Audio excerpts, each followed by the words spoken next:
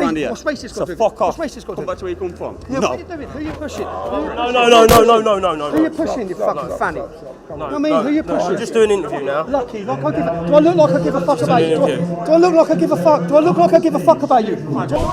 What do you mean? See that in there? Pussies. Go on. Yeah, I know, man. I'm lucky it's dropped from that, Rob. I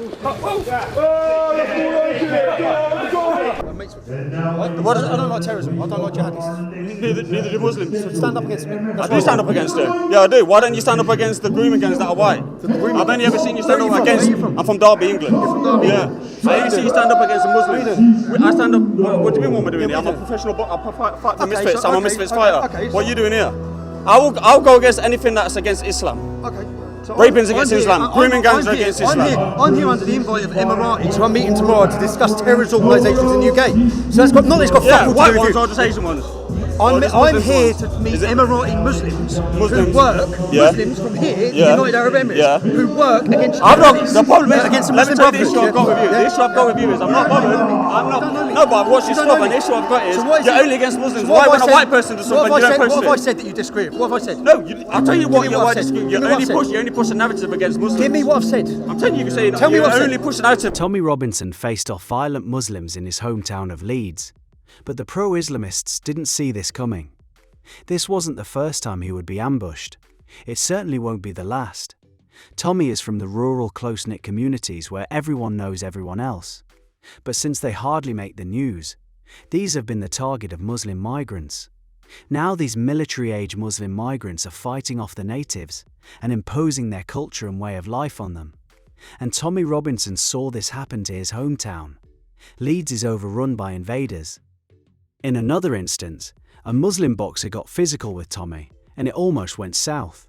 No wonder Tommy once had to knock an aggressor out cold. Racist prick, why are you giving him airtime for? They are interviewing me. Why are you giving him airtime? They are interviewing me. Racist rat. They are. Why are you giving him airtime for? They are. Fuck him. They are interviewing me. He hates Muslims, but he's in a Muslim They are country. interviewing me. Where that one at? They are He's a interviewing me. fucking Yeah, prick. fine. Don't give him no airtime. Mate, go on, You hate sit down. Muslims like us, so why are you here? Why are you in this country? You I'm hate here Muslims. under invite, actually. You hate I'm here under Muslims, invite. so why are you in a Muslim I'm here country under for? invite, bro. You're a little rat. Yeah, good one. Uneducated little rat. You're uneducated. You're uneducated. You're a prick. Get the fuck out of here. You're not wanted around here. Fuck off, you mug. Let me You're finish not my wanted around interview. here. I'll finish my interview. Put this interview We'll do it. off. I'll finish my interview. He's a fucking idiot. Don't point one no interview. The blowout involved the boxer, Ty Mitchell from Derby. This was at a Misfits boxing media event in Dubai, and Tommy was a guest taking routine questions from the media, and the boxing match had absolutely nothing to do with his activism. But Mitchell decided to approach Tommy violently, calling him a racist. It's important to note that Mitchell has quite a criminal history. In 2011, he was convicted of manslaughter after he sucker punched a man that's now dead. But Tommy wasn't fazed and made sure the Muslim boxer knew it. Definitely feel there's more tension in the air now that we're walking through here. Yeah, of course. Luton's a very divided town. You were here when you walked through. I was the leader, mate, I was. That's racist. No, it's not, Bob, no. Why do you think it's racist?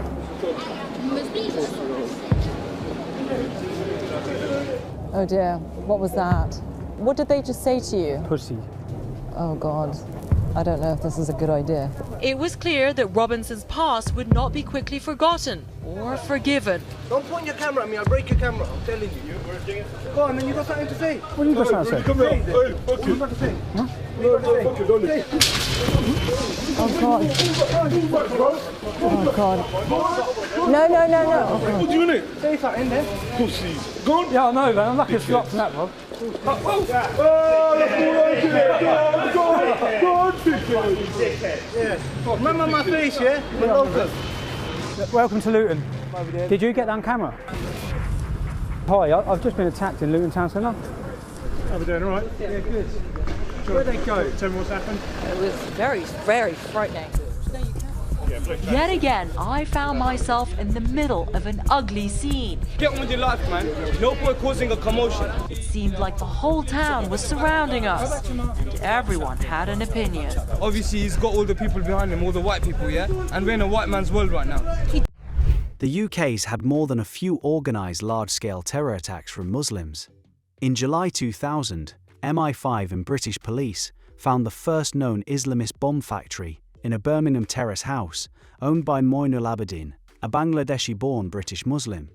A few years after September 11th, British citizen Reed tried to detonate explosives hidden in his shoes on American Airlines Flight 63, moving from Paris to Miami, before passengers and crew hit him. This was not an isolated event.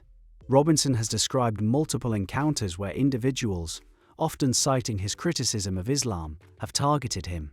In Leeds and nearby areas, patterns of group intimidation against critics have surfaced in reports of unrest following events like the Southport stabbings. Young men have been filmed or reported attacking rival protesters or figures perceived as anti-Islam. Politics. My thing is, I don't. Or getting behind someone that's willing to do it. Yeah, I don't think I'd be alive. So the way I operate, the way I live for the last 3 years is I hide. That's the only way I've been able to. I've been in foreign countries. I fly back into the UK, I do my work, and I get the hell out because I'm not safe. Is your family over there? They're over there, but many times I've flown them out and moved them. My family have lived in 8 different properties in 8 years. That's what they did. Yeah, every time they had to be moved. Do you know who tracked them down each time? Home Not Hate. The government groups. They expose them. You saw it in Silenced. So I don't believe my family is safe. Or I know they're not safe. I don't believe I'm safe, but I have important work to do.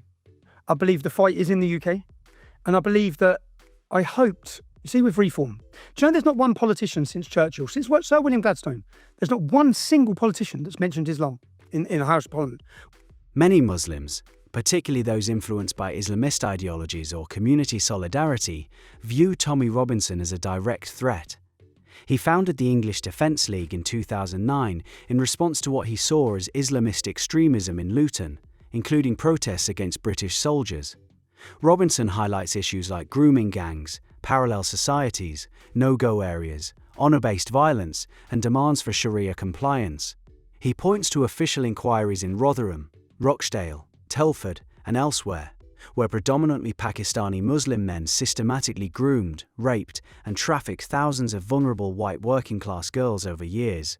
Authorities often fail to act decisively due to fears of racism accusations, allowing the abuse to continue.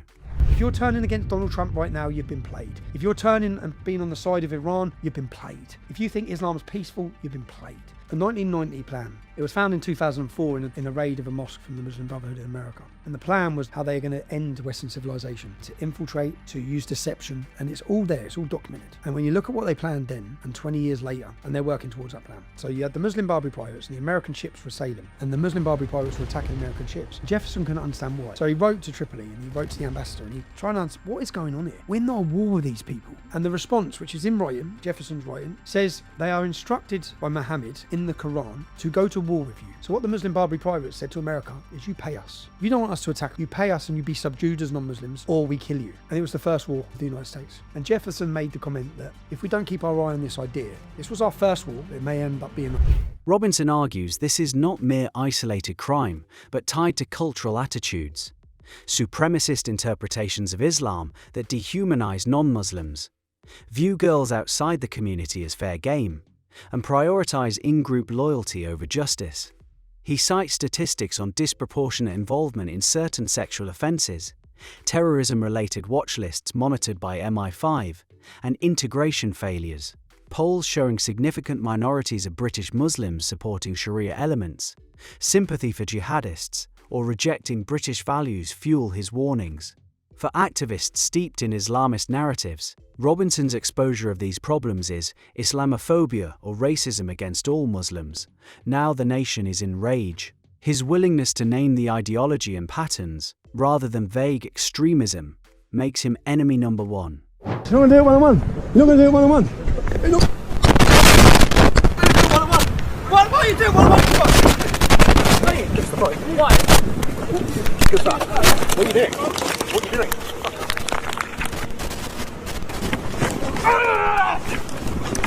Boy, get off her!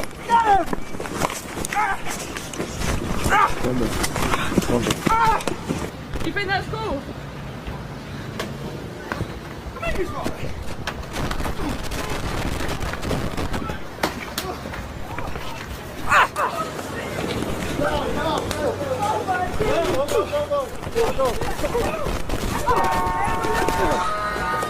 Oi!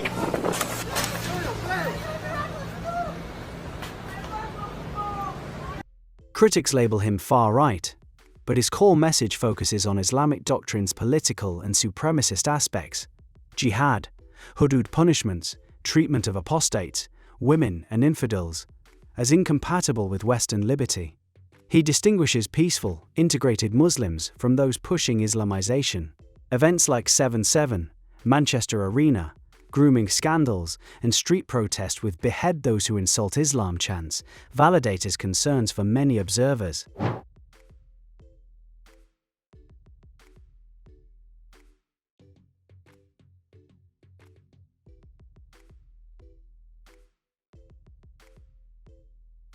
But if you'd been to Luton 20 years ago, and you went back there today, you won't believe it's the same city.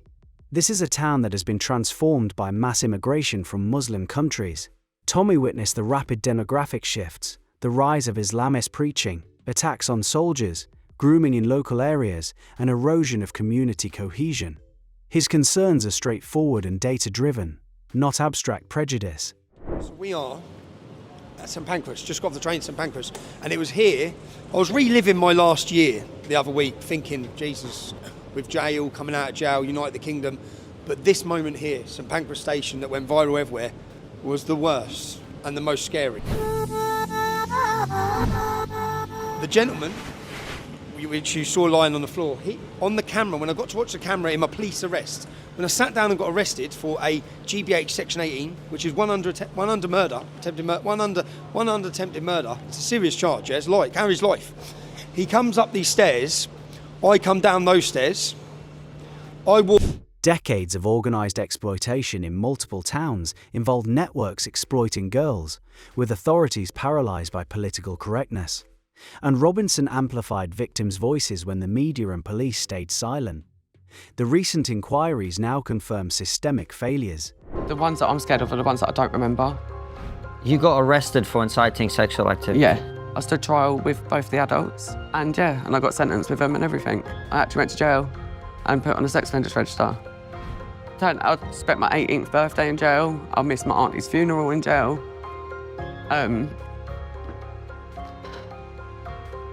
Lost a lot of my life. I lost my childhood, obviously, due to the abuse. Large-scale immigration without assimilation has created enclaves with high welfare dependency, crime rates, FGM, forced marriages, and Sharia patrols.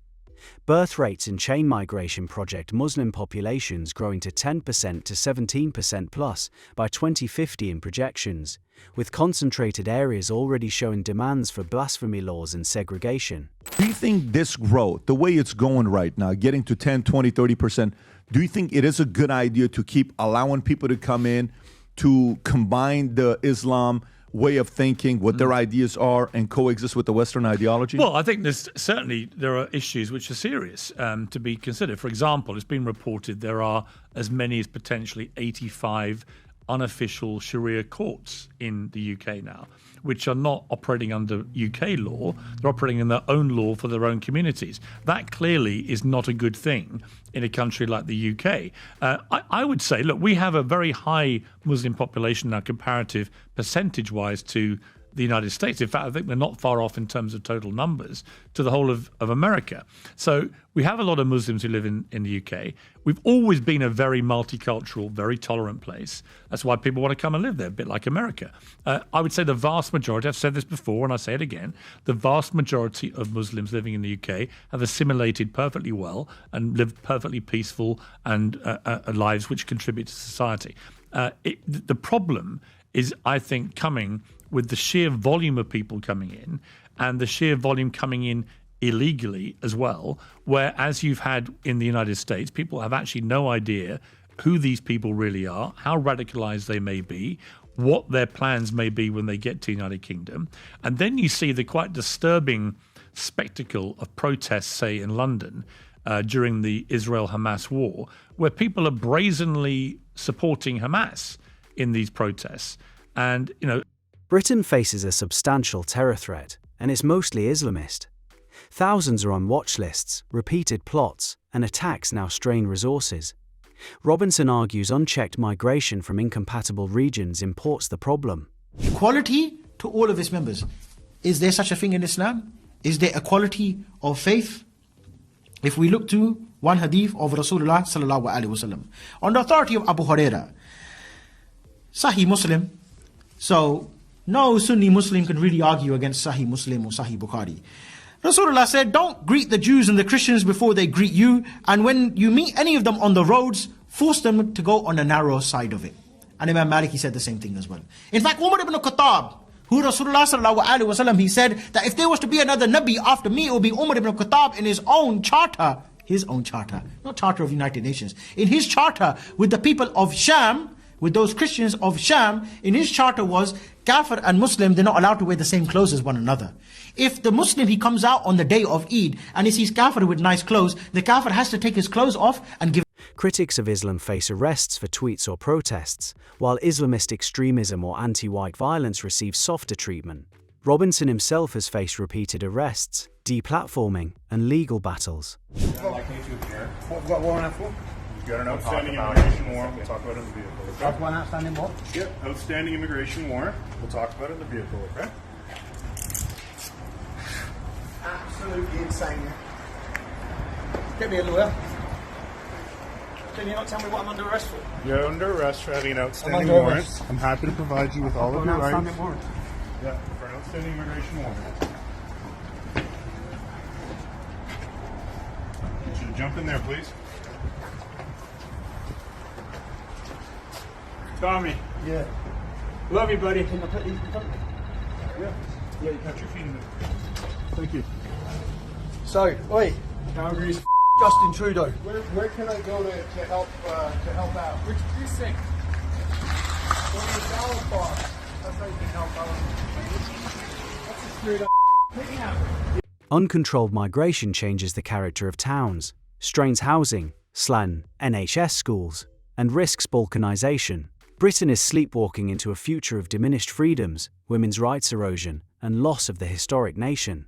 He advocates legal, democratic pushback, halted mass migration from Muslim countries, integration demands, deportation of criminals, extremists, and honest debate.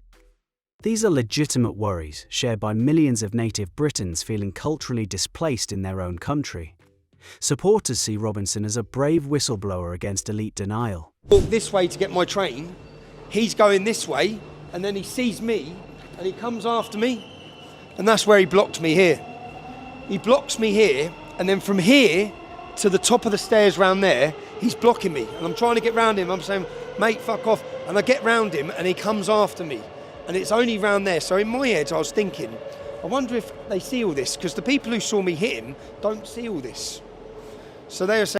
In the Dubai clash and similar street encounters, including reported incidents in Leeds adjacent areas or stations, Robinson has not backed down. Tommy Robinson keeps getting physically confronted, shoves turning to aggression, but other patriots also need to defend their towns from invasion. Today it's clear whose side the government is on.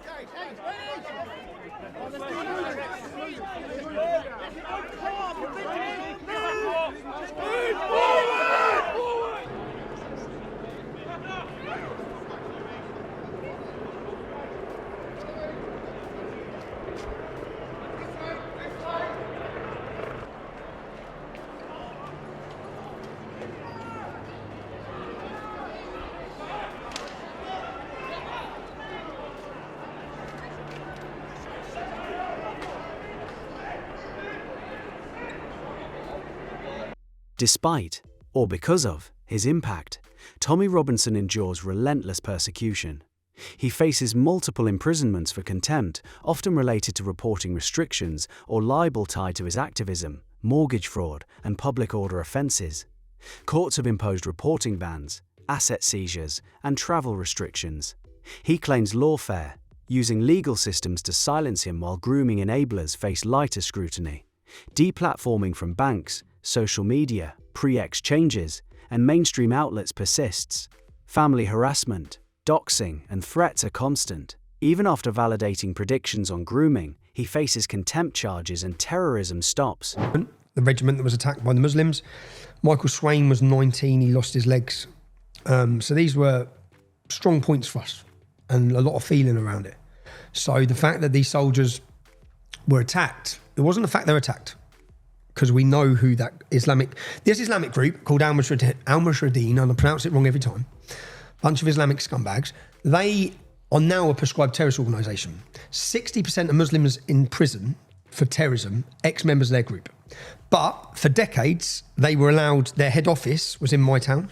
They were set up every week in my town. No one stopped them. Islamic community didn't stop them. It took us forming. We formed a group and stopped them. And because we formed a group to clash... The UK government, especially under Labour, prioritises community cohesion and anti-Islamophobia measures over addressing root causes. Robinson argues authorities prefer a cowed populace accepting demographic transformation and speech curbs rather than confronting uncomfortable truths about integration failures. Protests he inspires draw heavy policing, while other marches face leniency, fueling two-tier accusations. Robinson continues despite the cost: bankruptcies, lost jobs, family strain and violence. He positions himself as a patriot defending working-class communities abandoned by elites. In an era of mass migration and ideological capture, his story highlights the price of dissent. Whether one agrees with every tactic, his core warning, that Britain risks losing its identity and freedoms without honest reckoning, resonates amid visible strains on the streets of Leeds, Luton, and beyond. Courage like his forces a conversation elites would rather suppress. Will the UK survive the Islamic invasion? Let's know in the comments section below. Stay tuned.